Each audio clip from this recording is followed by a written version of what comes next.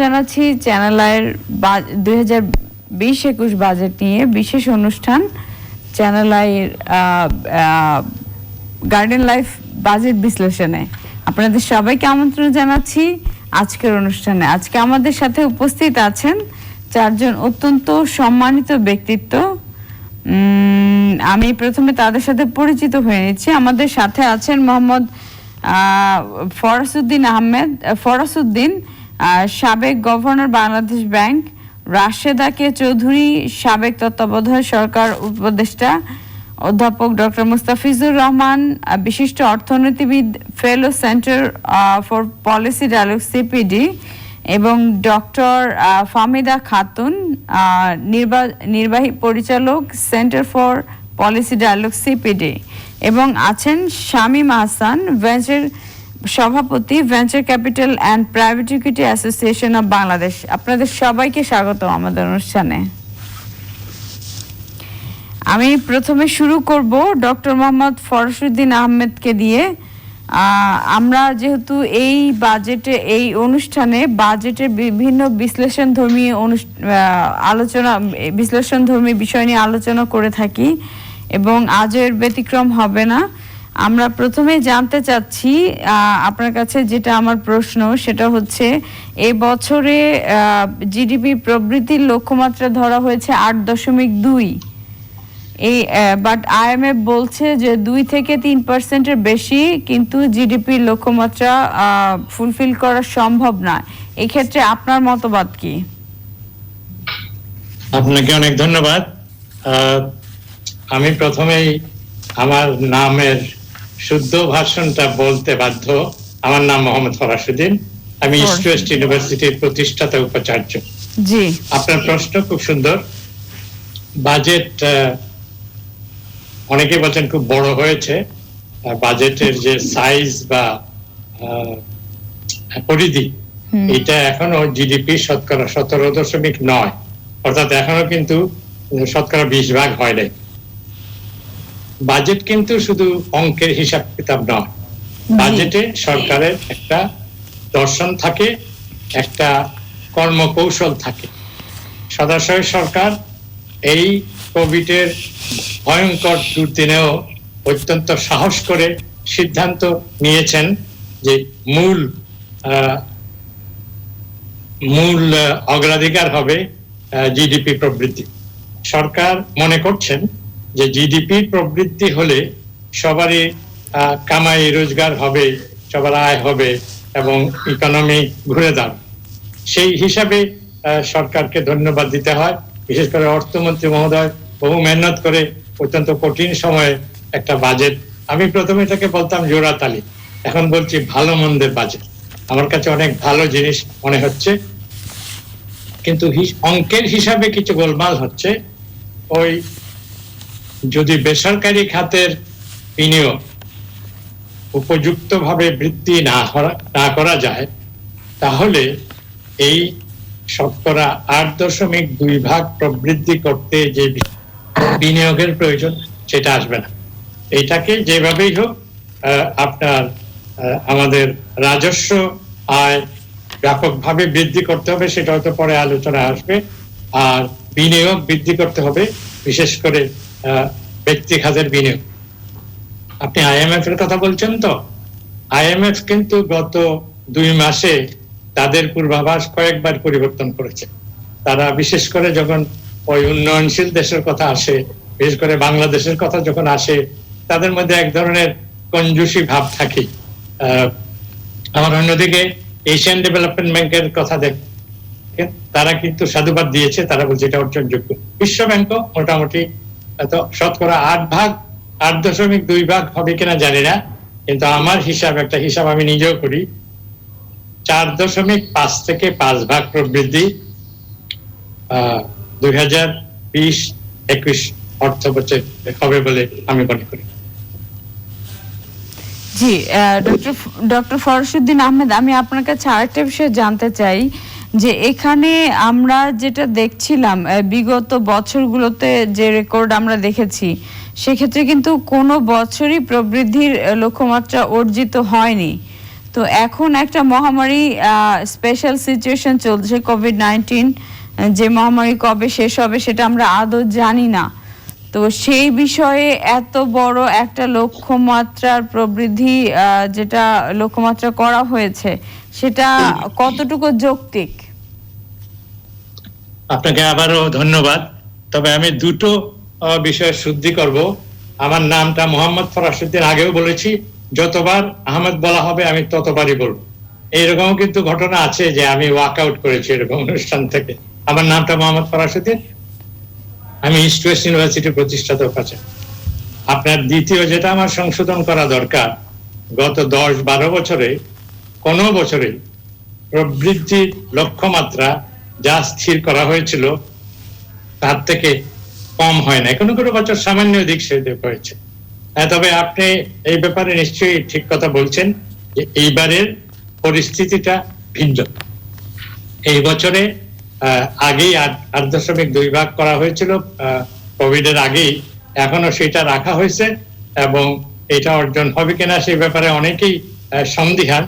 কিন্তু এখানে আবার অন্য একটা জিনিস দেখতে হবে, যদি, এবং এটা অনেক বড় একটা যদি সম্ভব হয় যে কোভিডকে আয়ত্তের মধ্যে আগামী 1-2-3 মাসের মধ্যে আয়ত্তে এনে নিয়ে অর্থনীতিকে একেবারে ফুল গিয়ারে চালানো যায়, তাহলে একটা কিন্তু ওই আইনস্টাইনের একটা সূত্র আছে, to every action there is an equal and opposite reaction. তো এই যে যত বাধা বিপত্তি আসছে যদি কাটিয়ে ওঠা যায় তাহলে আপনার প্রবৃদ্ধির গতিটাকে আরো দ্রুততর করা সম্ভব। কিন্তু আমি আপনাকে বলেছি, আপনার সঙ্গে একমত হয়েছি যে 8.2 নাও হতে পারে, তবে 5 যে হতে পারবে এই বিষয়ে মোটামুটি আমিও নিঃসন্দেহ। জি, অসংখ্য ধন্যবাদ। আপনি আমাদের সাথেই থাকুন, আমরা আবার ফিরবো আপনার কাছে। আমি রাশেদা কে চৌধুরী, আমি আপনার কাছে একটু আসতে চাই। আপনি একজন সাবেক তত্ত্বাবধায়ক সরকারের উপদেষ্টা হিসেবে ছিলেন এবং আমি আপনার কাছে প্রথমেই জানতে চাই যে এবারের বাজেটে নারী বান্ধব, স্পেশালি ব্যবসা বান্ধব আপনারা কি পেলেন? অনেক ধন্যবাদ।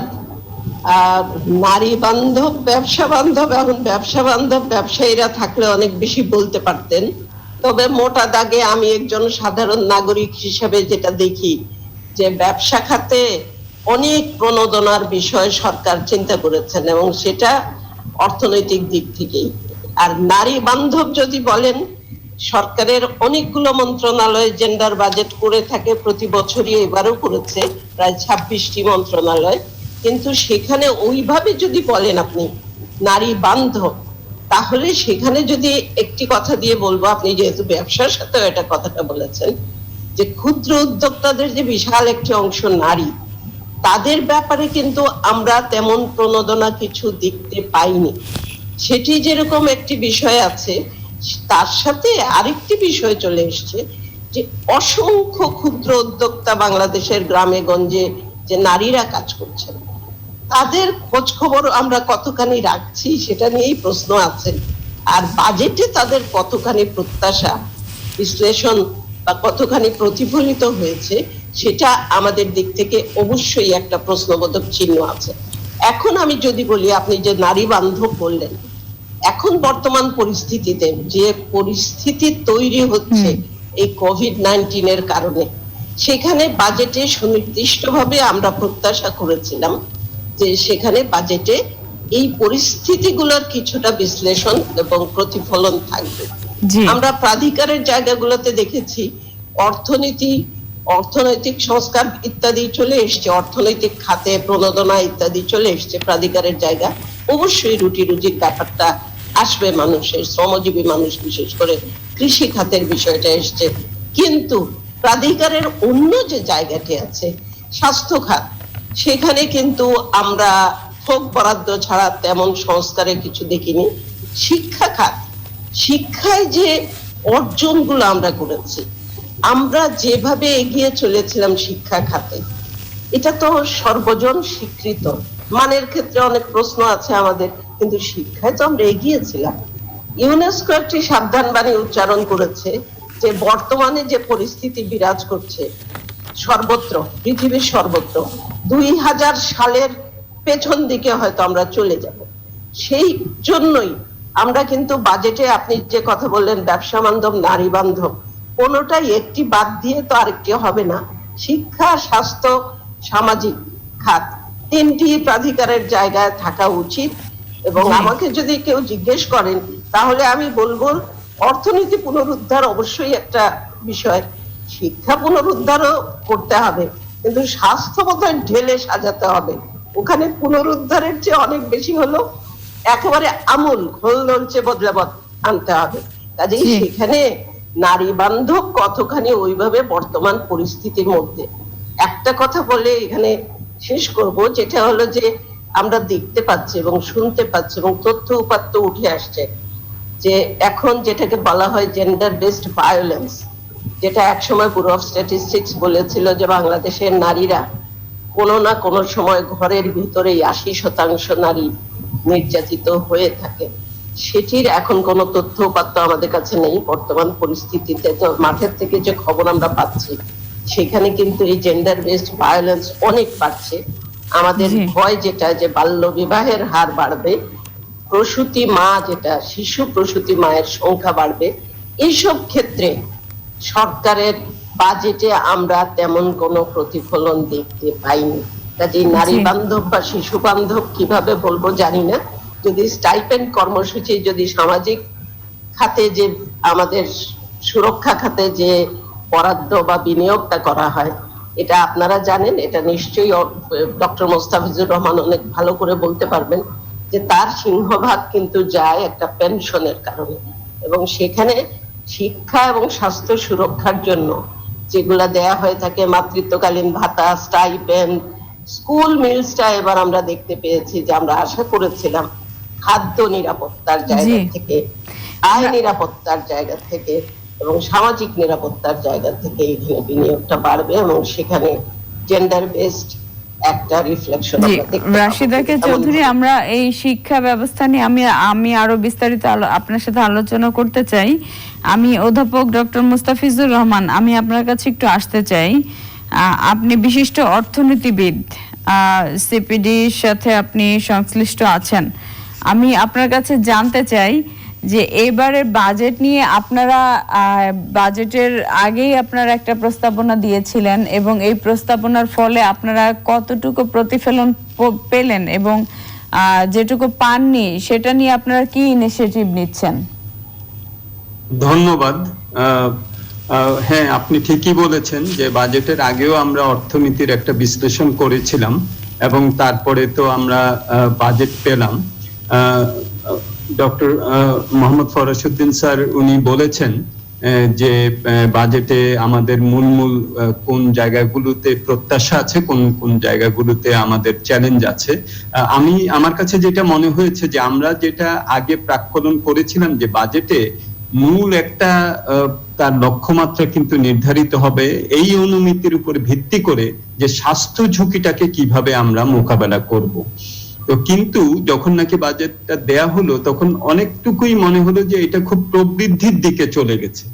কিন্তু যেহেতু আমাদের স্বাস্থ্য ঝুঁকিটা এখনো চলছে এবং আমাদের কার্ভটাও এখনো উপরের দিকে, আমাদের যেটা মনে হয়েছে যে এই স্বাস্থ্য খাতকে কিভাবে আমরা সাধারণ জনগণের জন্য আমরা সাজাতে পারি এবং মানুষ যে এখন একটা স্বাস্থ্য ঝুঁকির মধ্যে আছে ইমিডিয়েট, এটাকে কিভাবে মোকাবেলা করতে পারি সেটার দিকে বেশি নজর দেয়া হবে। এখন 10,000 কোটি টাকা রাখা হয়েছে, এটা ভালো, আলাদা থোক বরাদ্দ, কিন্তু স্বাস্থ্য খাতে যে বরাদ্দ আমাদের সাধারণত বাজেটে থাকে এটা কিন্তু যেটা বলেছে যে 3%-এর কাছাকাছি নিতে হবে, তার থেকে অনেক কম। এইবারও একটু বাড়ানো হয়েছে 1.3%। তো আমাদের যেটা প্রথম যেটা আর কি আমাদের মন্তব্য সেটা হলো যে অনেক বেশি প্রবৃদ্ধির দিকে গেছে, কিন্তু যখন নাকি আমাদের প্রয়োজন ছিল যে কোভিড কে মোকাবেলা করার জন্য একটা আমাদের যে বাজেটের যে অগ্রাধিকার সেটাকে যদি আরো স্পষ্টভাবে নিয়ে আসা যেত, এটা হলো এক। দ্বিতীয়ত প্রবৃদ্ধির দিকেও যদি বলি, ফরাসউদ্দিন স্যার বলেছেন সেখানে একটা বড় অনুমিতি হলো যে প্রাইভেট সেক্টর তারা এগিয়ে আসবেন এবং 12% এখন জিডিপির সমপরিমাণে এবছর প্রবৃদ্ধি ছিল, সেটা প্রায় 25%-এর কাছাকাছি যাবে। যেটার অর্থ হলো যে এবছর যদি 3,56,000 কোটি টাকা যদি ব্যক্তি খাত বিনিয়োগ করে থাকেন, তাহলে এর সাথে আরো 4.5 লক্ষ কোটি টাকা যোগ হয়ে 8 লক্ষ কোটি টাকার বিনিয়োগ প্রাইভেট সেক্টর করবেন। কিন্তু এই অনুমিতিটাও আমাদের কাছে মনে হয়েছে যে অনেক বেশি। সেই কারণেই হয়তো ফরহাসউদ্দিন স্যার বললেন যে হয়তো প্রবৃদ্ধি 8%-এর কাছাকাছি না হয়ে 5-এর কাছাকাছি হতে পারে। কিন্তু আমার কাছে যেটা মনে হয় সেটা হলো যে কিভাবে আমরা এখন স্বাস্থ্য খাতটাকে আমরা সাজিয়ে আমাদের মানুষের যে ধরনের সমস্যার তারা মোকাবেলা করছেন, টেস্টিং, ট্রেসিং, একটা যদি কারোর অসুখ হয় তাহলে কোথায় তিনি যাবেন, একটা অসহায়ের মতো অবস্থা, এটাকে আসলে মোকাবেলা করে আমরা যদি 2-3 মাসের জন্য একটা বাজেট করতে পারতাম তাহলে হয়তো বা ভালো হতো। এখনো আমার মনে হয় যে 3 মাস পরে হয়তো এই বাজেটটাকে আবার একটা রিভিজিট করার প্রয়োজন পড়বে। কিন্তু এখন চলমান যে চ্যালেঞ্জগুলি, তার মধ্যে একটা যেটা অনেক বাজেটে অনেকগুলি ভালো দিক আছে, বেশ কিছু ছাড় দেওয়া হয়েছে, আমদানি প্রতিস্থাপক শিল্পকে অগ্রাধিকার দেওয়া হয়েছে, রপ্তানিমুখী শিল্পের জন্য বেশ কিছু উদ্যোগ নেওয়া হয়েছে। এখন যেটা সেটা হলো যে 19টা প্যাকেজ দেয়া হয়েছে এই 1,05,000 কোটি টাকার, এটাকে কিভাবে আমরা বাস্তবায়ন দ্রুত করতে পারি। এখানে মেজর একটা রোল প্লে করবে হলো স্মল এন্ড মিডিয়াম এন্টারপ্রাইজ গুলো, যেখানে মহিলা উদ্যোক্তাও অনেকে আছেন, তারা অনেকে ব্যাংকের সাথে লেনদেন নাই, তাদেরকে কিভাবে আমরা দ্রুত এই ঋণ সুবিধাগুলি দিতে পারি। সামাজিক নিরাপত্তা খাত আছে, সেই সামাজিক নিরাপত্তা খাতের যে আওতা, সেই আওতাটা আরো বৃদ্ধি করতে হবে, সরকার সেখানে চেষ্টা করছেন। কিন্তু আমরা যেমন সিপিডি থেকে বলেছি যে 50 লাখ মানুষকে যে 2,500 টাকা করে দেয়া হবে, সেইটা আরো বেশি মানুষকে এর আওতায় নিয়ে আসা। আমরা জানি যে দারিদ্র্যসীমার নিচে 20% যেটা ছিল, এটা এখন 35%-এর মতো হয়ে গেছে, অর্থাৎ প্রায় আরো 2 কোটি মানুষ দারিদ্র্যসীমার নিচে চলে গেছেন।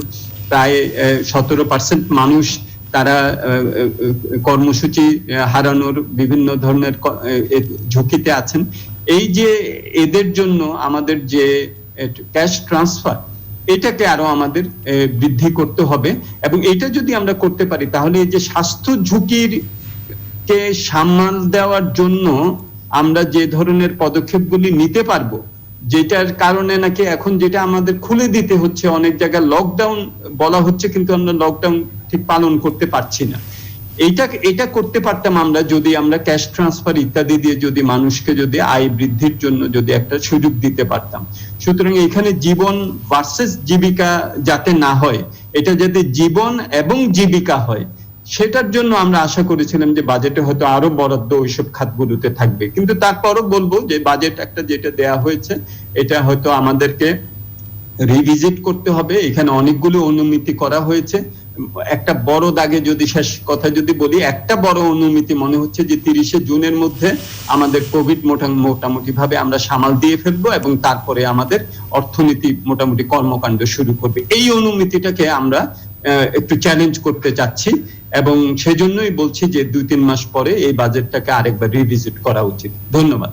জি, অসংখ্য ধন্যবাদ আপনাকে। আপনি সাথেই থাকুন আমাদের। আমি ডক্টর ফাহমিদা খাতুন, আপনি আছেন আমাদের সাথে? আচ্ছা, আমরা সংযুক্ত করার চেষ্টা করব। আমি শামীম আহসান, সভাপতি venture capital and private equity association of Bangladesh. আমি আপনার কাছে একটু আসতে চাচ্ছি। আপনি অনেকদিন ধরেই এই স্টার্টআপ বা ভেঞ্চার ক্যাপিটাল কোম্পানির জন্য মোটামুটি যুদ্ধ করে যাচ্ছেন, এটাকে এস্টাবলিশ করার জন্য। তো এইবারের বাজেটে আপনাদের কি প্রস্তাবনা ছিল এবং আপনারা কি প্রস্তাবনা পেলেন, সেই বিষয়টা আমি প্রথমে জানতে চাচ্ছি, এরপরে আমি আপনার কাছে আরো বিষয় নিয়ে আসবো। জি, ধন্যবাদ। আমি অত্যন্ত মন্ত্রমুগ্ধের মতো আমার অত্যন্ত শ্রদ্ধেয় এবং প্রিয় 3জন অর্থনীতিবিদ এবং শিক্ষাবিদের কথা শুনছিলাম। তো আমরা স্টার্টআপ, তথ্য প্রযুক্তি খাত এবং ভেঞ্চার ক্যাপিটাল খাত নিয়ে কাজ করি। এই প্যান্ডেমিকের সময়, যেটা আনপ্রেসিডেন্টেড টাইম, এই সময় কিন্তু আমাদের অনেক ট্র্যাডিশনাল বিজনেস গুলো লকডাউনের কারণে সম্পূর্ণ বন্ধ অবস্থায় ছিল, কিন্তু এই সময় কিন্তু আমাদের স্টার্টআপ গুলো বা তথ্য প্রযুক্তি খাত কিন্তু এগিয়ে এসেছে। আমাদের চাল ডাল সহজ পাঠাওয়ার মতো কোম্পানিগুলো তারা আমাদের ঘরে ঘরে আমাদের গ্রোসারি পৌঁছে দিয়েছে, ওষুধ পৌঁছে দিয়েছে।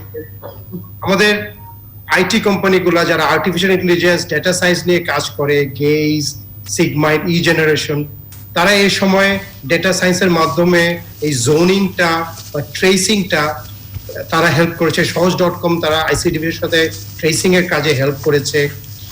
আমরা দেখেছি যে এই সময় সরকারকে ভার্চুয়াল কোর্টে চলে যেতে দেখেছি, সেখানে আসলে আইটি কোম্পানিগুলো এসে এগিয়ে এসেছে। এডুকেশন সেক্টরটা পুরো রিমোট ওয়ার্কিং এর মাধ্যমে তারা অনলাইন এডুকেশনে গিয়েছে। সব সেক্টরে তারা জুম, মাইক্রোসফট টিমস এর মাধ্যমে অনলাইনে তাদের কাজগুলো এগিয়ে নিয়েছে। তো সেই জায়গায় আসলে স্টার্ট আপ গুলোর অনেক বড় অবদান আছে। কিন্তু অত্যন্ত দুঃখজনক হলো যে এই স্টার্ট আপ বা আইটি কোম্পানিগুলো গত 3-4 মাসে তারা যে কাজ করছে এগুলো অনেক ক্ষেত্রে কিন্তু তারা বিলগুলা পাচ্ছে না, কারণ তাদের প্রাইভেট সেক্টরের ক্লায়েন্টসরা তাদেরকে এই সময় বিল দিচ্ছে না। সরকারের বেশিরভাগ মন্ত্রণালয়ের কাজগুলো খুব স্লো গতিতে এগোচ্ছে, সেই কারণে তারা পেমেন্ট গুলা পাচ্ছে না। অনেক ক্ষেত্রে কনজিউমাররা এখন কেনাকাটা কম করছে, এই কারণে কিন্তু কিছু কিছু স্টার্ট আপ ছাড়া বেশিরভাগই কিন্তু এই সময় সিক হয়ে যাচ্ছে। আমার মনে হয় যে এই 10-12 বছর আগে সরকারের যে ডিজিটাল বাংলাদেশের ভিশনের প্রতি তারা আগ্রহ দেখে এবং পরবর্তীতে আমাদের বিভিন্ন কর্মসূচিতে আমাদের স্টার্ট আপ কোম্পানিগুলা তাদের বাবা মার পেনশনের ফান্ড, তাদের কিছু পুঁজি এবং আমাদের ভেঞ্চার ক্যাপিটাল কোম্পানি এবং অ্যাঞ্জেল ইনভেস্টরের টাকা নিয়ে সর্ব যা আছে সবকিছু নিয়ে তারা কিন্তু ঝাঁপিয়ে পড়েছিল, কিন্তু এখন তারা সর্বশান্ত হতে বসেছে। এবং একই সাথে এই স্টার্ট আপ গুলো কিন্তু আমাদের জিডিপিতে তাদের কন্ট্রিবিউশনটা লং টার্মে অনেক বেশি ইফেক্টিভ হয়। আপনারা দেখেন যে অন্য ট্র্যাডিশনাল বিজনেসটা যেভাবে গ্রো করে, স্টার্টআপের যেহেতু প্ল্যাটফর্ম ভিত্তিক এবং তারা টেক ভিত্তিক, তাদের গ্রোথটা অনেক হাই হয়। এবং তারই ভিত্তিতে আমরা কিন্তু ভেঞ্চার ক্যাপিটাল অ্যাসোসিয়েশন থেকে একটা ভিশন দিয়েছি। আমরা বলেছি যে এই 6 মাস যদি আমরা টিকে থাকতে পারি এবং সরকার যদি পলিসিগত সাহায্যগুলো দেয়, তাহলে আগামী 5 বছরে 2025 সাল নাগাদ এই স্টার্ট আপ এবং আইসিডি সেক্টর থেকে জিডিপিতে প্রায় 2% কন্ট্রিবিউশন করা সম্ভব হবে। আমরা বলছি যে এখন আমাদের স্টার্ট আপ সেক্টরে প্রায় 1.5 লক্ষ ডিরেক্ট এমপ্লয়মেন্ট আছে, 7.5 লক্ষ ইনডাইরেক্ট এমপ্লয়মেন্ট আছে। কারণ তারা স্টার্ট আপ গুলোর সাথে যারা কাজ করে, যেমন রাইডার্স আছে, যারা গাড়ির ড্রাইভাররা আছে, ই কমার্সের সাথে যারা উদ্যোক্তারা আছে, এরকম মিলে ইনডাইরেক্ট এমপ্লয়মেন্ট অনেক বেশি হয়। এবং তাদের এখন কিউমুলেটিভ ভ্যালুয়েশন হচ্ছে $1.545 বিলিয়ন। তা আমরা মনে করি আগামী 7 বছরে এই ভ্যালুয়েশনটাকে প্রায় $10 বিলিয়ন নিয়ে যাওয়া সম্ভব। 10 লক্ষ লোকের ডিরেক্ট এমপ্লয়মেন্ট করা সম্ভব এবং 50 লক্ষ লোকের ইনডিরেক্ট এমপ্লয়মেন্ট করা সম্ভব। এবং আমরা যখন $10 বিলিয়ন একটা স্টার্ট আপ ইকোসিস্টেম হবে, তাদের রেভিনিউ প্রায় $5 বিলিয়ন মতো গিয়ে দাঁড়াবে। এবং আমাদের তখনকার বাজেট যদি $500 বিলিয়ন হয়, তাহলে আমরা কমপক্ষে 1% এই স্টার্ট আপ ইকোসিস্টেম থেকে কন্ট্রিবিউট করতে পারবো এবং আরো 1% তথ্যপ্রযুক্তি খাত থেকে এখনই কন্ট্রিবিউট হচ্ছে, সেটা সহ প্রায় 2% কন্ট্রিবিউট করা সম্ভব। সো কিন্তু দুঃখজনক হলে এবার বাজেট আসলে আমরা স্টার্ট আপ বা ভেঞ্চার ক্যাপিটাল কোম্পানিদের জন্য কোনো ধরনের প্রণোদনা বা কোনো ধরনের পলিসি সহায়তার কিছু আমরা দেখতে পাইনি। আমরা ইভেন এটাও বলেছি যে আসলে লোন বা ক্যাশ প্রণোদনার চেয়ে এই স্টার্ট আপ কমিউনিটি যেটা বলছে, অন্যান্য দেশে যেটা করছে, এই সময় সরকার তার টেক ইনভেস্টমেন্ট গুলো বাড়িয়ে দেয় এবং স্টার্ট আপ কোম্পানিগুলোকে এবং এসএমই কোম্পানিগুলোকে প্রাধান্য দেয় এইসব কাজে। তাদের যে প্রকিউরমেন্ট পলিসিগুলো আছে সেগুলোকে তারা কিছু পরিবর্তন করে এবং একই সাথে পেমেন্ট টার্মস গুলোকে চেঞ্জ করে, যাতে কোম্পানিগুলো এই কাজের টাকা দিয়ে তারা এই সময় চলতে পারে এবং এর ফলে সরকারের উপর ডিপেন্ডেন্সি তাদের কমে যায় এবং তারা ইকোনমিটাকে এগিয়ে নিয়ে যেতে পারে। তো আমরা আশা করি এই আলোচনার মধ্যে দিয়ে যখন বাজেট পাস করা হবে, তখন এই স্টার্ট আপ, ভেঞ্চার ক্যাপিটাল এবং আইটি সেক্টরটাকে গুরুত্বটা অনুমোদন করা হবে। তার ফলে আমরা আসলে এই প্যান্ডেমিকটাকে আরো শক্তভাবে সবাই মিলে আমরা মোকাবেলা করতে পারবো।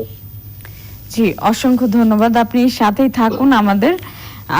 আমি ডক্টর মোহাম্মদ ফরাসউদ্দিন, আমি আপনার কাছে জানতে চাচ্ছিলাম যে এই যে সরকার যে বিশাল অঙ্কের একটা প্রণোদনা দিলেন, এই প্রণোদনা থেকে আসলেই আমরা কতটুকু উপকৃত হচ্ছি, বিশেষ করে এসএমই সেক্টরগুলো, এখানে যাদের আমরা দেখেছি যে যাদের কোনো ব্যাংকে, সরকারি ব্যাংকগুলোতে স্পেশালি লোন আছে, তারাই অগ্রাধিকার পাচ্ছে, বা যাদের আগে থেকেই এ বিষয়ে তারা লেনদেন করছিলেন তারাই অগ্রাধিকার পাচ্ছে। তো সেক্ষেত্রে এসএমই এবং অন্যান্য সেক্টরগুলো একদমই সাইডলাইনে চলে যাচ্ছে। তো এক্ষেত্রে আপনার বলার কি থাকবে যে এই জিনিসটাকে আমরা কিভাবে রিঅর্গানাইজ করতে পারি? আপনাকে অনেক ধন্যবাদ। ওইখানে যাওয়ার আগে আমাদের যে বিজ্ঞ আলোচক বৃন্দ, আন্তর্জাতিকভাবে খ্যাত শিক্ষা বিশেষজ্ঞ রাশেদা কে চৌধুরী এবং সিপিডি সম্মানীয় ফেলো প্রফেসর মুস্তাফিজুর রহমান এবং অত্যন্ত প্রতিশ্রুতিশীল প্রতিভা শামীমা হাসান যে কথাগুলো বললেন, সেই সম্পর্কে একটু কথা আমার বলা দরকার। দেখেন, আমরা সবাই বলছি এবং উপলব্ধি করছি। গত রোববারের ফাইন্যান্সিয়াল এক্সপ্রেসে আমি একটা নিবন্ধ লিখেছি। আমাদের মনে হয় এখন সবচেয়ে বড় অগ্রাধিকার হওয়া উচিত প্রতিদিন 50 থেকে 60,000 টেস্টিং করে আমাদের যত লোক আক্রান্ত আছেন অথবা আক্রান্ত হওয়ার সম্ভাবনা আছে তাদেরকে চিহ্নিত করে একেবারে বলে দেওয়া। আমি বলেছি যে যদি অগাস্টের শেষাশেষি 8 লক্ষ লোক আক্রান্ত হয় তাতেও ঘাবড়াবার কিছু নাই, তাদেরকে আমরা আইসোলেট করে কন্টেইন করে নেব, ব্যাধিটা সম্ভবত আমরা দূরে সরি। এটা বোধহয় সবচেয়ে বড় অগ্রাধিকার স্বাস্থ্য মন্ত্রণালয়ের জন্য করা উচিত ছিল। তারপরে অন্য কয়েকটা কথা আসি। গতকাল বিবিসিতে Rhodes scholar professor Niaz Asadullah একটা গবেষণা বাংলাদেশের উপরে প্রকাশ করেছে। ওতে তিনি বলেছেন তার ফাইন্ডিং হলো যে বাংলাদেশের গ্রামে গঞ্জে প্রাথমিক বা প্রাক প্রাথমিক যারা বিদ্যার্থী তাদের শতকরা 99% এখন কোনো কাজ নাই, তারা পড়াশোনা নাই। তাদের বাড়িতে টিভি থাকলেও টিভি প্রোগ্রামে কিভাবে পড়াশোনার প্রোগ্রাম দেখা যায় তাদের জানা নাই। মা বাবা বা অভিভাবকদের কোনো এই ব্যাপারে কোনো আগ্রহ নেই। এবং এটা একটা আমি মনে করি খুব বড় ধরনের আমাদের জন্য চ্যালেঞ্জ।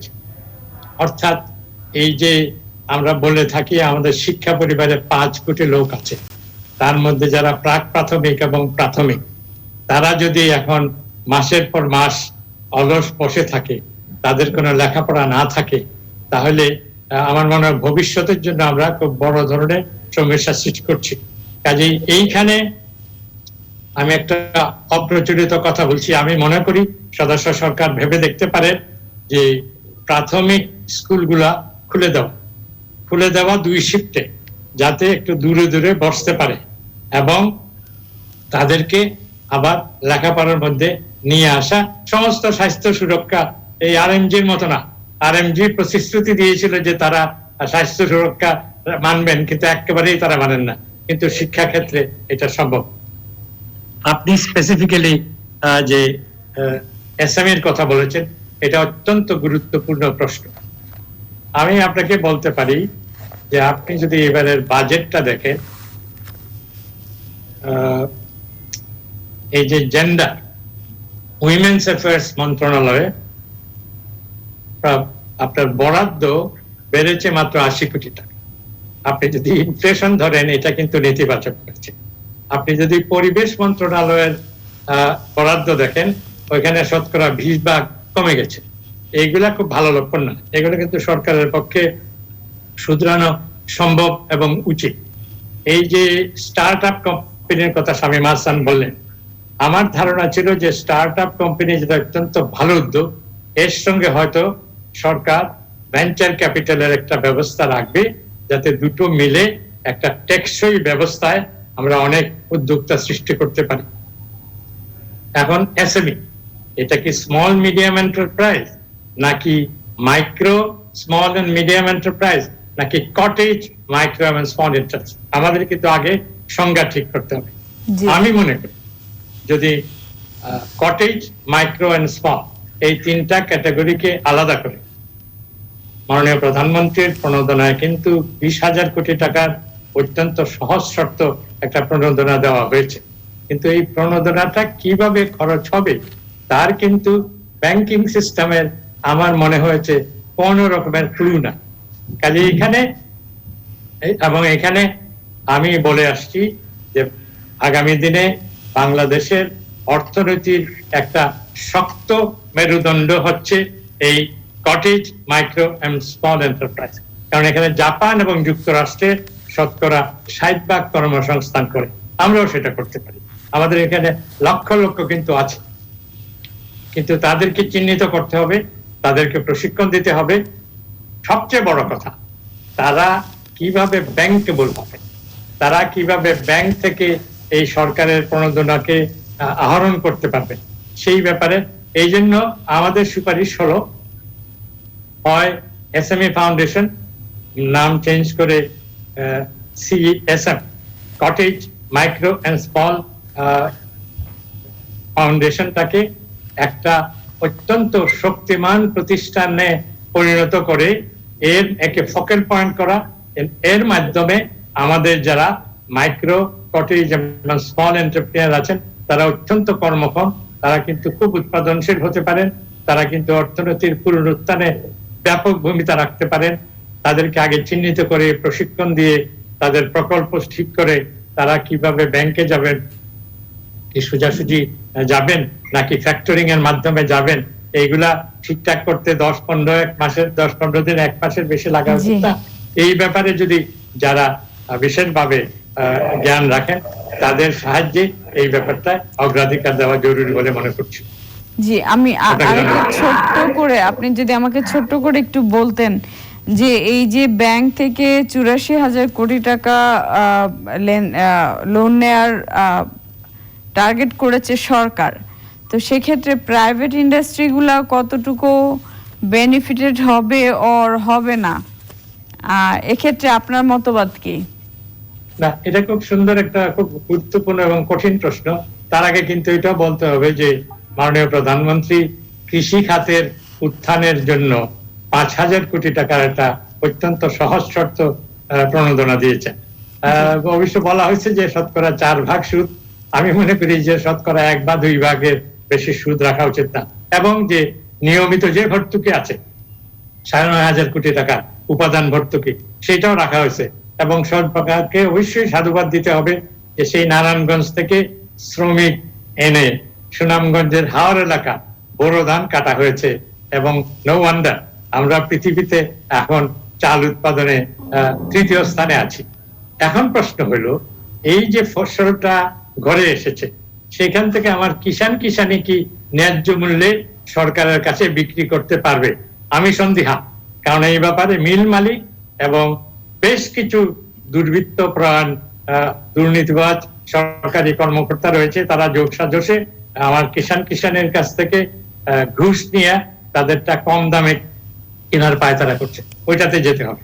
আপনার যে প্রশ্নটা ব্যাংকিং খাতে বা প্রাইমারি একেবারে বেসরকারি খাতে যে প্রণোদনা, এটা কতটুকুন ব্যবহার হবে, বিসিসিআই সভাপতি ইয়াং ম্যান, অত্যন্ত উদ্যোগী, অত্যন্ত প্রতিশ্রুতিশীল, তিনি একটা চমৎকার কথা বলেছেন, আমার কথার সঙ্গে মিলে। তিনি বলেছেন যে কোন প্রণোদনা ঋণ খেলাপিদের কাছে না যায়।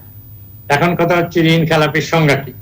আমি মনে করি যারাই এই শতকরা 2 ভাগ ডাউন পেমেন্ট করার একটা অত্যন্ত অস্বাভাবিক প্রক্রিয়া, আবার ঋণ আপনার পুনঃতফসিলের আবেদন করেছেন, তারা সবাই ঋণ খেলাপি এবং সম্ভবত ইচ্ছাকৃত ঋণ খেলাপি।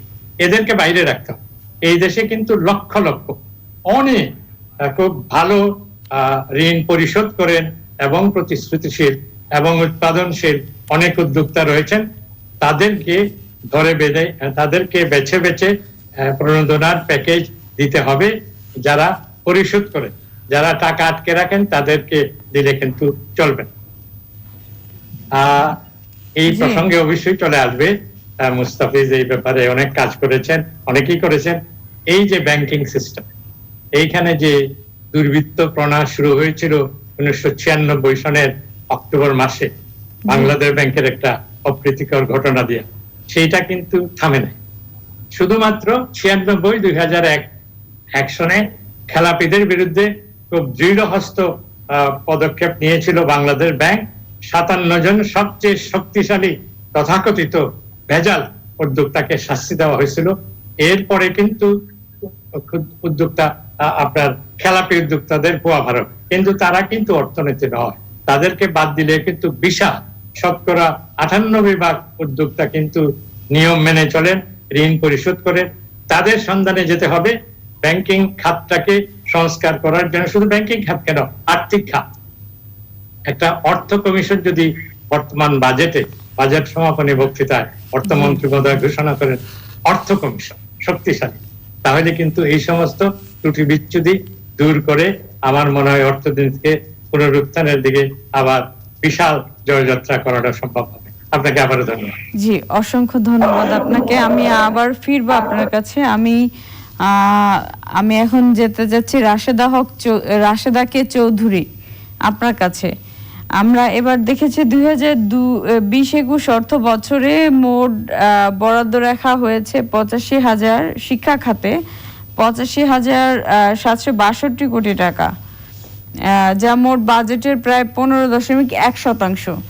তো আমার কাছে আমি আপনার কাছে প্রশ্ন রাখতে চাই, এই যে বিশাল পরিমাণের বাজেট আমরা পাচ্ছি, প্রত্যেক বছর পাচ্ছি, এগুলো কতটুকু ইউটিলাইজেশন হচ্ছে এবং এই ইউটিলাইজেশন না হওয়ার পেছনে কি কি কারণ আপনার মনে হয়? আপনি যদি স্পেসিফিকলি একটু শর্টলি বলতেন আমাকে।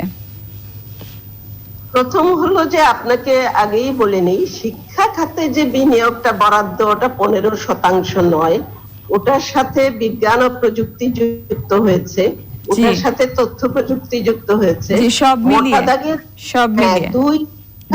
দুই শিক্ষা মন্ত্রণালয়ের জন্য গত বছর মোট বাজেটের 11.68% ছিল, এবার হয়েছে 11.69%। কাজেই এটা সর্বোচ্চ বরাদ্দ বলা যাবে না। তবে যে কথাটা আপনি বলেছেন যে বাজেট একটা বিষয়, বিনিয়োগটা, কিন্তু বিনিয়োগটা যথাযথ খাতে যাচ্ছে কিনা সেটা দেখার ওইরকম ভাবে মনিটরিং এর বিষয় আমাদের নেই।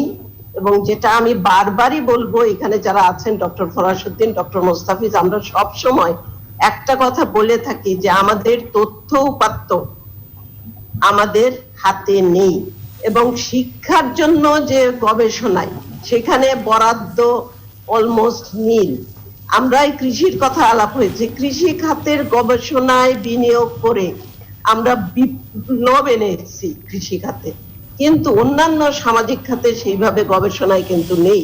তো আমাদের কাছে তথ্য উপাত্ত না থাকলে আপনি যে প্রশ্নটি করলেন এটা যথাস্থানে যথাসময়ে যাচ্ছে কিনা সেটা তো আমরা উত্তর ওইভাবে সহজভাবে দিতে পারবো না। সিপিডি মনিটরিং করে থাকে নিজেদের উদ্যোগে, কিছুটা গবেষণা করে থাকে, আরো অনেকে করে থাকে, কিন্তু সেখানে আমাদের একটা প্রশ্ন আছে, এই যে বিনিয়োগটা করা হলো এটা কিন্তু কোভিড-19 মাথায় রেখে করা হয়েছে বলে মনে হয় না যে বাজেট বরাদ্দটি এসছে। কারণ আমি আবার ফিরে যাব আমার শুরুর কথায় যে শিক্ষা পুনরুদ্ধার, অর্থনীতি পুনরুদ্ধার, স্বাস্থ্য পুনরুদ্ধার, এই তিনটা একটাকে বাদ দিয়ে আরেকটি দেখার কোনো সুযোগ নাই বর্তমান পরিস্থিতিতে। সেখানে খাদ্য নিরাপত্তা, আয় নিরাপত্তা, স্বাস্থ্য নিরাপত্তা, শিক্ষা নিরাপত্তা, সামাজিক নিরাপত্তা সবগুলোই কিন্তু একসাথে আছে।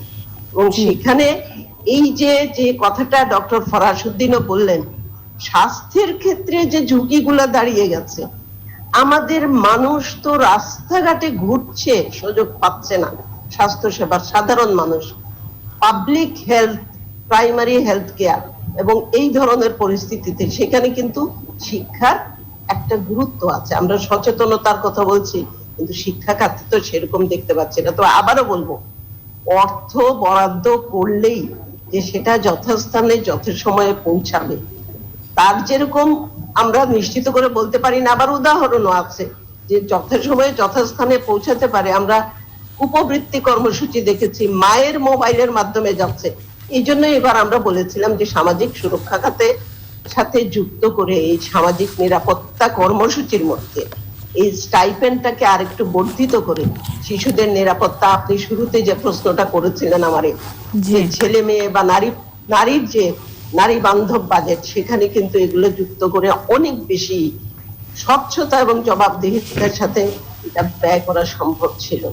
কিন্তু সেখানে আমাদের দিক থেকে আমরা অনেক পরামর্শ আছে সরকারের কাছে, আমরা মানে এই যে ক্যাশ ট্রান্সফারের কথাটা ডক্টর মোস্তাফিজ বলেছেন। আপনারা দেখেন দুপুরের খাবার কর্মসূচি ডক্টর ফরাসউদ্দিন ভাই বলেছেন প্রাথমিকের বিদ্যালয় খুলে দেয়, তার প্রস্তুতি কি আমাদের আছে? আমাদের শিক্ষকদের সাথে কি কেউ আলোচনা করেছে? শিক্ষকদের জন্য কি ব্যবস্থা? আমরা জানি মাধ্যমিকে অনেক শিক্ষক বেতন ভাতা পাচ্ছেন না, তাদের রুটি রুজি, তাদের অর্থনৈতিক পুনরুদ্ধারের কথা, তাদের জন্য কি প্রণোদনা, সেটা কিন্তু আমরা কোনো বাজেটে দেয়া কোনো হচ্ছে কিছুর না। মধ্যে দেখতে জি। পাই না। দেওয়া হচ্ছে না। আপনার কাছে মানে আমি আরেকটা প্রশ্ন জানতে চাচ্ছিলাম যে এই যে প্রণোদনার বিষয়টা আপনারা বলছিলেন, এই প্রণোদনার ব্যাপারে শিক্ষা মন্ত্রণালয় থেকে কি কোনো আবেদন করা হয়েছিল? না, আসলে শিক্ষা মন্ত্রণালয় এবং প্রাথমিক ও গণশিক্ষা দুই মন্ত্রণালয়ের অনেকগুলো উপখাত আছে, যেমন মাধ্যমিক ও উচ্চ শিক্ষা বিভাগ, মাদ্রাসা বিভাগ, কারিগরি বিভাগ ইত্যাদি। সেগুলোর জন্য যে বাজেটটি দেয়া হয়েছিল তার মধ্যে ওইভাবে প্রণোদনার বিষয় ছিল না। তবে দুপুরের খাবার কর্মসূচি নভেম্বরে স্কুল মিলস পলিসি সরকার অনুমোদন করেছেন, এটা মন্ত্রী পরিষদে গৃহীত। সেটা বাস্তবায়নের কোনো পরিকল্পনা, কোনো বিনিয়োগ কিন্তু আমরা বর্তমান বাজেটে দেখিনি। একটা 10,000 কোটি টাকা ধরা হয়েছে, ওটা এতই অপ্রতুল। স্কুল খুললে ক্ষুধা নিবৃত্তির জন্য, শিশুদের অপুষ্টি যেটা বাড়বে সেটা নিবৃত্তির জন্য যে বিনিয়োগ আমরা সেই বাজেটে সেভাবে দেখিনি। এবং সেখানেই প্রস্তাবনাটা আমরা করেছিলাম যে অন্যান্য সামাজিক নিরাপত্তা কর্মসূচির সাথে এই যে ক্যাশ ট্রান্সফারটা এবং বিশেষ করে স্টাইপেন্ড, ওই বাড়িতে যদি আরেকটি শিশু থাকে তার জন্য ওটা যুক্ত করে দিয়ে মায়েদের কাছে মোবাইলের মাধ্যমে ক্যাশ ট্রান্সফারটা করা, এটা আমাদের দিক থেকে অনেকবার আমরা দাবি করেছি, কিন্তু এটি আসেনি। আরেকটি হলো যে টার্গেটেড ইন্টারভেনশন বিভিন্ন জায়গায়, যেখানে আমরা দেখতে পাচ্ছি যে জনগোষ্ঠী যেমন বস্তির কথা কে ভাবছে, সেইখানেই কিন্তু একটা বড় আরবান পভার্টির জায়গা থেকে এটা সিপিডি অনেক গবেষণা করেছে, তার মধ্যেও আমরা কিন্তু এখনো ওই নিরাপত্তাটুকু নিশ্চিত করতে পারছি না। জি আপা, আমি সময় পেলে আবার আপনার কাছে আসব। আমি শামীম আহসান, সভাপতি venture capital and private equity association of Bangladesh.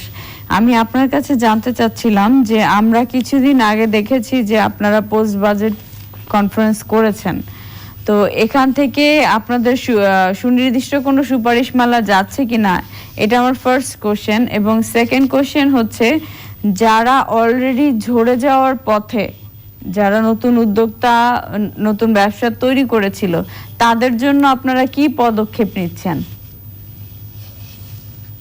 ধন্যবাদ। আমরা বাজেটে খুব সুনির্দিষ্টভাবে প্রস্তাব করেছি যে এই সময় স্টার্টআপ গুলাকে এগিয়ে নেওয়ার জন্য আমাদের যে ভেঞ্চার ক্যাপিটাল ফান্ডগুলো আছে সেখানে ট্যাক্স রিবেট দেওয়া প্রয়োজন। একই সাথে আমাদের যে ট্রাস্ট অ্যাক্ট এবং ইন্স্যুরেন্স অ্যাক্ট সেটাকে চেঞ্জ করে প্রভিডেন্ট ফান্ড, গ্র্যাচুইটি ফান্ড এবং ইন্স্যুরেন্স কোম্পানিগুলো যে ফান্ডগুলো আছে সেগুলো যাতে ভেঞ্চার ক্যাপিটাল কোম্পানিগুলোর মাধ্যমে স্টার্টআপ কোম্পানিগুলোতে ইনভেস্ট করা যায় সেই ব্যবস্থা করে দেওয়া। তাহলে সরকারের অতিরিক্ত বাজেট এখানে অ্যালোকেট করতে হচ্ছে না, এক্সিস্টিং যে ফান্ডগুলো আছে সেখান থেকেই সেগুলো ব্যবহার করা যেতে পারে।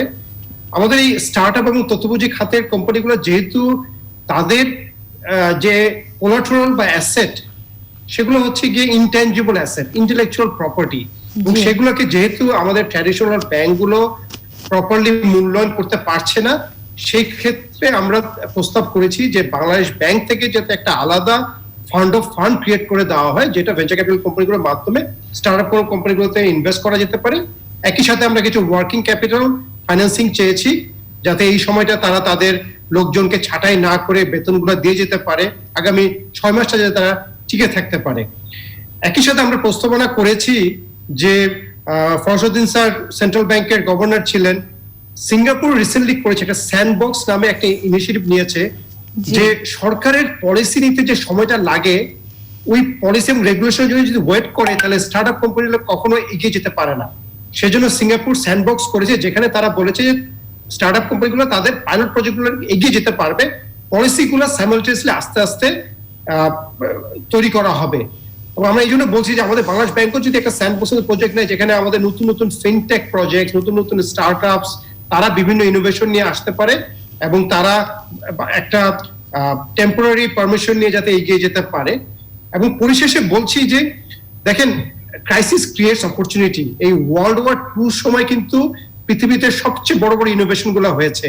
আমরা জেট ইঞ্জিনের ইনোভেশন দেখেছি, রেডার টেকনোলজি দেখেছি, পেনিসিলিনের আবিষ্কার দেখেছি। এখন আগামী সময় হচ্ছে যে এই treatment, vaccine, testing, contract tracing এবং পলিসি ইনোভেশন গুলো আমাদেরকে এখন ইনভেস্ট করতে হবে।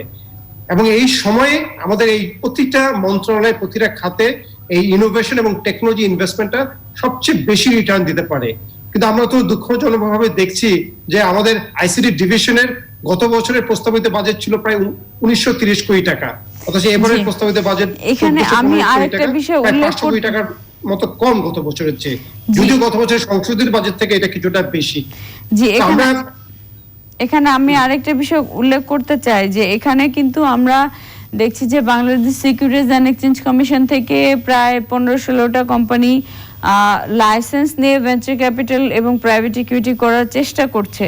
সেক্ষেত্রে কিন্তু সরকারের কোনো উদ্যোগ নেই, এবং সরকার যেটা করেছে যে একটা স্টার্ট আপ কোম্পানি নিজেরা একটা উদ্যোগ নিয়ে গ্রহণ করেছে। তো সেক্ষেত্রে ভিসিপিবির অর্গানাইজেশন থেকে, ভিসিপিবির প্রেসিডেন্ট হিসেবে আপনার কোনো উদ্যোগ থাকবে কিনা? কারণ এই নতুন উদ্যোক্তাদের সাথে কিন্তু তাদেরও একটা ভেসে যাওয়ার সম্ভাবনা রয়েছে। ধন্যবাদ। আমরা আসলে আমাদের প্রাইভেট সেক্টর থেকে দুইটা চয়েস আছে। একটা হচ্ছে যে সরকারের প্রতিটা কাজের সমালোচনা করা বা প্রতিটা কাজের ভুল ত্রুটি ধরা, অথবা পাবলিক প্রাইভেট পার্টনারশিপের মাধ্যমে সরকারের সাথে হাতে হাত মিলিয়ে প্রতিটা জায়গায় এগিয়ে আসা এবং একই সাথে এই যুদ্ধে মোকাবেলা করা। তো আমরা প্রাইভেট সেক্টর থেকে দ্বিতীয় পন্থাটাই নিয়েছি। আমরা সরকারের সাথে থেকেই আমরা সিকিউরিটি কমিশনকে যে প্রস্তাবনাগুলো দিয়েছি, প্রথমে ছিল এই ভেঞ্চার ক্যাপিটাল পলিসিটা তৈরি করা, সেটা সরকার তৈরি করে দিয়েছে। আমরা সরকারের কাছে প্রস্তাব করেছিলাম স্মল ক্যাপ বোর্ড, যাতে স্টক এক্সচেঞ্জে ছোট ছোট কোম্পানিগুলো আইপিওতে আসতে পারে। তো সেই প্রস্তাবনাটাও সরকার বাস্তবায়ন করেছে। তো সেখানে কিছু আরো রিফর্ম করা দরকার। যেমন স্টার্ট আপ কোম্পানিগুলো কিন্তু লং টার্মে গিয়ে প্রফিটেবল হয়, তারা শর্ট টার্মে প্রফিটেবিলিটিতে ফোকাস করে না, তারা গ্রোথে ফোকাস করে। আপনি দেখবেন অ্যামাজন প্রায় 10 বছরের মতো সে প্রফিটেবল ছিল না। ফেসবুক, গুগল তারা অনেক লম্বা সময় নিয়েছে। কিন্তু আমাদের দেশে যদি ফেসবুক, গুগল বা অ্যামাজন আসে, ঢাকা স্টক এক্সচেঞ্জ যদি সে লিস্টিং করার চেষ্টা করে, সে লিস্টিং করতে পারবে না, কারণ তাকে শর্তই দিয়ে দেওয়া হচ্ছে যে শুরুতে প্রফিটেবল হতে হবে। জি, এখানে আরো কিছু বিষয় আমার জানার ছিল, কারণ এক্সিট রুটটা আমাদের দেশে অতটা ক্লিয়ার না। এই বিষয় নিয়ে হয়তো আমরা আরেকদিন আলোচনা করব। আমরা অনুষ্ঠানের একদম শেষ পর্যায়ে চলে এসেছি। আমি অধ্যাপক ডক্টর মুস্তাফিজুর রহমান, আমি আপনার কাছে একটু আসতে চাই। আপনার কাছে আমি জানতে চাই যে এনবিআর থেকে যে লক্ষ্যমাত্রা ধরা হয়েছে 3,30,000 কোটি টাকা, যেটা খোদ এনবিআরই সন্দেহ পোষণ করছে যে এটা আদৌ সম্ভব কিনা। সেক্ষেত্রে আপনি যদি আপনার মতবাদ দিতেন যে আদৌ আমরা এই লক্ষ্যমাত্রা ফুলফিল করতে পারবো কিনা। ধন্যবাদ। আমার মনে হয় যে এটা খুবই গুরুত্বপূর্ণ একটা ইস্যু, এবং আমরা যে আলোচনা এতক্ষণ করলাম যে সম্পদ বিভিন্ন খাতে আমরা কত বিতরণ করছি, কম বা বেশি, এটা কিন্তু নির্ভর করবে যে আমরা নিজেরা সম্পদ আহরণ দেশের থেকে কতটুকু করতে পারছি, এবং তারপরে ঘাটতি যেটা হবে সেটা আমাদেরকে হয় ব্যাংকিং সেক্টর থেকে ঋণ নিতে হবে, অথবা মানুষের কাছ থেকে ঋণ নিতে হবে, অথবা বিদেশি যারা আমাদের সাহায্যদাতা গোষ্ঠী আছেন তাদের কাছ থেকে আমাদের ঋণ নিতে হবে, অথবা টাকা ছাপাতে হবে। এখন এনবিআর আমাদের এইবারের আমাদের প্রাক্কলন যেটা, সেটা হলো যে যদিও বলা হচ্ছে যে রিভাইজ বাজেটে যে 3,48,000 কোটি টাকা এনবিআর এবং অন্যান্য যারা আছেন নন এনবিআর মিলে করবেন, সেখানে কিন্তু আমাদের মনে হয় যে এই 3,48,000 কোটি টাকার এই টার্গেট হবে না। চলমান অর্থ বছরে এটা 2.5 লক্ষ কোটি টাকার বেশি হবে না, এটা আমাদের যেটা প্রাক্কলন। তাহলে সেইটার এগেইনস্টে আপনি যেটা বললেন যে 3,30,000, তারপরে নন এনবিআর মিললে এটা 3,78,000 কোটি টাকা হয়। এখন 2,50,000 কোটি টাকা এবছর, আর আগামী বছর 3,78,000 কোটি টাকা, অলমোস্ট 50% একটা গ্রোথ রেটের একটা অনুমান করা হয়েছে। এটা অবশ্যই এনবিআরও বলেছে যে এটা আমাদের উপরে এমন একটা টার্গেট নির্ধারণ করা হলো যেটা নাকি বাস্তবের সাথে আসলে এটা নাকি সঙ্গতিপূর্ণ না। সুতরাং এই ধরনের যখন নাকি টার্গেট করা হয়, তখন কিন্তু এনবিআরও একটা দিশেহারা অবস্থায় চলে যায় যে 50% তো পারবো না, বাংলাদেশে সর্বোচ্চ এর আগে 2011 সালে গ্রোথ হয়েছিল হলো 21%। তো সুতরাং এই আমার মনে হয় যে একটা বাস্তবায়ন যদি করা হতো তাহলে বাজেটের যে কাঠামো, ফিসকাল ফ্রেমওয়ার্ক, এটাও কিন্তু আমরা ভালোভাবে করতে পারতাম। তাহলে আমি জানতে পারতাম যে আমার খরচ তো আমি জানি, তাহলে আমার গ্যাপটা কোন জায়গায় এবং এই ফিসকাল ডেফিসিটটা আমি কোন কোন জায়গায় থেকে নেব। সুতরাং প্রাক্কলনের দিক থেকে আমার মনে হয় যে একটু দুর্বল কাঠামো রয়ে গেল আমাদের এই বাজেটে। এখন এটাকে কিভাবে আমরা বাড়াতে পারি, এর মধ্যেও আমার মনে হয় যে বাজেটে যেমন কিছু কিছু উদ্যোগ নেওয়া হয়েছে, বলা হয়েছে যে যারা ওভার ইনভয়েসিং, আন্ডার ইনভয়েসিং করবেন তাদেরকে 50% ফাইন করা হবে, এবং তারপরে কিছু কিছু জায়গায় বলা হয়েছে যে ই-টিন যাতে আমরা পাই সেটার জন্য ব্যবস্থা নেওয়া হবে। কিন্তু এগুলো বছরের পর বছর অনেক সংস্কার ছিল, ডাইরেক্ট ট্যাক্স, কাস্টমস অ্যাক্ট, এগুলো বছরের পর বছর এসব সংস্কার কিন্তু আমরা বাস্তবায়ন করিনি। এগুলো অনেক জায়গায় রয়ে গেছে। ডাইরেক্ট ট্যাক্স শুনলাম যে এটা অনুবাদের জন্যই গত 2 বছর আমরা এটা পাস করতে পারছি না, এটা ইংরেজি থেকে বাংলায় বোধহয় অনুবাদ করতে হবে। সুতরাং এই যে সংস্কার কর্মসূচিগুলো, এগুলো যদি আমরা করতে পারি তাহলেই কেবলমাত্র আমরা এই সম্পদ আহরণটাকে আরো আমরা বাড়াতে পারবো। এবং আমাদের দেশে এখনো যারা নাকি ইনকাম ট্যাক্সের আওতায় আছেন তাদের আমরা 1/4 আনতে পারিনি। এইসব জায়গাগুলোতে আমাদের আরো অনেক পদক্ষেপ নিতে হবে। আপনার প্রশ্নটা গুরুত্বপূর্ণ, কারণ আমার মনে হয় যে 50% গ্রোথ রেট, এই যে এটা নাকি সম্পদ আহরণের করা হয়েছে, এটা এটা এটা এটা খুব একটা দূরতিক্রম্য একটা টার্গেট সেখানে নির্ধারণ করা হয়েছে। জি, অসংখ্য ধন্যবাদ আপনাকে। আমি ডক্টর ফরশুদ্দিন আহমেদ,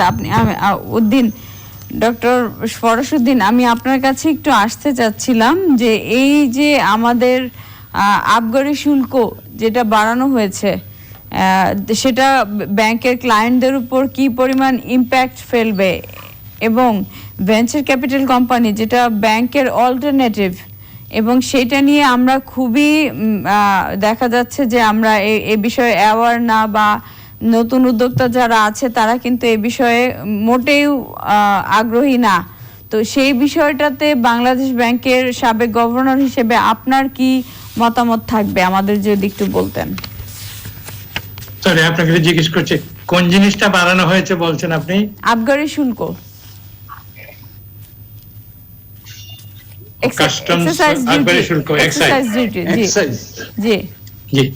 আচ্ছা, এটা অত বড় প্রশ্ন হয়তো না। আমি অন্য দুই একটা কথা একটু বলতে চাচ্ছি। 2016 সালে বস্টন কনসাল্টিং গ্রুপ বলেছিল যে আমাদের দেশে 1.25 কোটি লোকের কাছে $5,000 মাথা পিছু আয় আছে। তো 1.25 কোটি তো দূরে থাক, আমরা 25 লক্ষ লোকের কাছ থেকে কর আদায় করতে পারছি না। প্রফেসর মুস্তাফিজ যেটা বললেন, এটা আমাদের সর্বোচ্চ অগ্রাধিকার হওয়া দরকার, এটা সম্ভব এবং উচিত, এবং এটা ভালো মতো সার্ভে করলে যাদের কাছে টাকা আছে তাদের কাছে যেতে হবে। এবার বাজেট একটা আমি বলবো উদ্যোগ ছিল, কিন্তু এটা ত্রুটিপূর্ণ, এটা আলোচনা না করলাম। কালোবাজারের কথা বলা হচ্ছে, কিন্তু আপনি যেটা বলছেন আবগারি শুল্ক, প্রোডাকশন যদি হয়, এক্সাইজ ডিউটির কথা বলছেন না? এক্সাইজ ডিউটি জি 2,500 থেকে 3,000 যেটা আমি ভালো মতো স্টাডি করি নাই। আমার একটা যেটা যে স্যার ব্যাংক ডিপোজিটের উপরে একটা এক্সাইজ ডিউটি করা হয়েছে, ওই যে ডিপোজিট রাখলে ওই যে একটা পার্সেন্টেজ কাটা হবে, সেটা নিয়ে বোধহয় প্রশ্ন। 2,500 থেকে 3,000, এটার অর্থই হলো ব্রিটিশ আমল থেকে এটাকে নিরুৎসাহ করা, ডিপোজিট নিরুৎসাহ করা, এবং গত 5-7 বছর যাবত এই ব্যাপারে অনেক কথাবার্তা হচ্ছে। অনেক মাঝখানে মাননীয় প্রধানমন্ত্রীর হস্তক্ষেপে এটা অনেক কমিয়ে দেওয়া হয়েছে। এইবার আবার যদি সেটা এসে থাকে, আমি বলবো ভুল হয়েছে, ঠিক হয় নাই। আমার কাছে যেহেতু মাইক্রোফোন আছে, আমি একটা কথা বলতে চাই। আমাদের এই সমস্তর আগে অগ্রাধিকার হওয়া উচিত বলে মনে করি যে রেড জোন গুলাতে কারফিউ জারি করে। এদেশের মানুষ লকডাউন বুঝে না, লকডাউন একটা হাসি ঠাট্টার ব্যাপার মনে করে। কারফিউ জারি করে দৈনিক 50 থেকে 60,000 লোককে টেস্টিং করার জন্য যা যা করা দরকার, অর্থাৎ স্বাস্থ্য মন্ত্রণালয়ের দুর্নীতি, অব্যবস্থাপনা, সমন্বয়হীনতা এবং বিভ্রান্তি, এইগুলা দূর করে শক্ত হাতে যদি যথাবিহিত কিটস আমদানি করা হয়, বিশেষ করে র্যাপিড টেস্টিং কিট যদি আমদানি করা হয়, আমদানি করতে 7 দিনের বেশি লাগে না। এইভাবে টেস্টিং করে আমাদের সমস্ত রোগীকে আমরা চিহ্নিত করে আইসোলেট করে ফেলবো। এটা সম্ভব এবং উচিত, বিশেষজ্ঞরা বলছেন। একটু কঠিন, মানে সদাশয় সরকার একটু মানে চাচ্ছেন না যে মানুষের কিছু কষ্ট হোক, কিন্তু যদি কারফিউ দেওয়া হয় 15 দিনের জন্য, সেইখানে যদি এই যে এখন ই-কমার্স হচ্ছে, এই যে সামাজিক বাণিজ্য হচ্ছে, এই যে 1 মিনিটের কেনা বেচা হচ্ছে, এইগুলা দিয়ে যদি মানুষকে দেখাশোনা করা যায়, তাহলে কিন্তু এই ব্যাধিটাকে চিহ্নিত করে এক জায়গায় করে এটার প্রতিবিধান করা সম্ভব হবে। এবং তার সাথে সাথে সমস্ত কর্মকাণ্ড, শিক্ষা ক্ষেত্রে হোক, বাণিজ্যের ক্ষেত্রে হোক। আমি একটা কথা না বললেই নয়, বাংলাদেশ সিকিউরিটিজ এক্সচেঞ্জ কমিশনের একটা অদ্ভুত একটা আইন আছে, রুল আছে, বিধি, যে কোনো কোম্পানিতে যদি একজন মানুষের 2% ইকুইটি না থাকে, তাহলে তিনি ওই কোম্পানির পরিচালক নির্বাচিত হতে পারবেন। তার মানে কিন্তু বিনিয়োগ নিরুৎসাহিত করা হচ্ছে। যেইভাবে আবগারি শুল্ক বাড়িয়ে আপনার আমানত নিরুৎসাহিত করা হচ্ছে, এইগুলা কিন্তু খুব ভালো মতে দেখাশোনা করা উচিত। এবং এই জন্য আমরা প্রস্তাব করেছি যে বর্তমান বাজেট ডিসেম্বর পর্যন্ত বর্ধিত করলে ভালো ছিল। এটা যখন করা হলো না, 1 জুলাই 2020 থেকে 31 ডিসেম্বর 2021 পর্যন্ত 1.5 বছরের একটা ডক্টর ফরহাসউদ্দিন আহমেদ, আমি আপনার কাছে আরেকটা জিনিস জানতে চাই যে এই যে অপ্রদর্শিত আয়ের যে একটা সুযোগ দেয়া হলো, এটা আসলেই কতটুকু কার্যকর হবে? আমরা অতীতে দেখেছি এটা খুব একটা আমরা প্রভাব ফেলতে পারে নাই। আপনার আশাবাদটা যদি আমাদের বলতেন যে এবার আমরা আসলে কতটুকু আশাবাদ ব্যক্ত করতে পারি। 19 বার করা হয়েছে, তেমন কোনো ফল হয় নাই। কিন্তু যদি আমি একটা ফ্রেমওয়ার্ক দিচ্ছি, যদি এটা করা হতো তাহলে ফল হয়তো পাওয়া যেত। এটা হলো একটা, কয়েক বছর থেকে বলা হচ্ছে যে আমরা স্ক্যানিং মেশিন বসিয়ে আমদানি রপ্তানি দেখবো, ওভার ইনভয়েসিং, আন্ডার ইনভয়েসিং যাতে না হয়। তবুও কিন্তু প্রতি বছরে 600 থেকে 700 কোটি টাকা মানি লন্ডারিং হচ্ছে। ওইটাকে বন্ধ করা প্রথম শর্ত। বন্ধ করা সম্ভব এবং উচিত, উপযুক্ত কর্মকৌশল নিলে এটা বন্ধ করা হবে। তারপরে যাদের হাতে কালো টাকা আছে তাদেরকে বলা হবে আপনারা 10% নয়, বাজেটের যে স্তরে যে ট্যাক্স, সেই হারে ট্যাক্স দিবেন। অর্থাৎ তারা তো সবচেয়ে উচ্চ স্তরের হবে, তারা 25% কর দিবেন, করে তাদের টাকাটা অর্থনীতির মূল ধারায় আনবেন এবং যেখানে খুশি বিনিয়োগ করবেন। তৃতীয় শর্ত হলো, এইভাবে কেউ যদি কালো টাকা মূল ধারায় আনেন তাহলে তাকে কোনো প্রশ্ন করা হবে না। এটা খুব সহজ শর্ত, এটা খেলাপিদের খুব সুবিধা হয়, সেই জন্য এটা বাজেটে ঘোষণা করা হয়েছে। অসংখ্য ধন্যবাদ স্যার, অসংখ্য ধন্যবাদ স্যার। আমরা অনুষ্ঠানের একদম শেষ পর্যায়ে চলে এসেছি। ডক্টর মোহাম্মদ ফরহাসউদ্দিন, রাশেদা কে চৌধুরী, অধ্যাপক ডক্টর মুস্তাফিজুর রহমান এবং শামীম আহসান, আপনাদের সবাইকে আমাদের সাথে সংযুক্ত হওয়ার জন্য অসংখ্য ধন্যবাদ।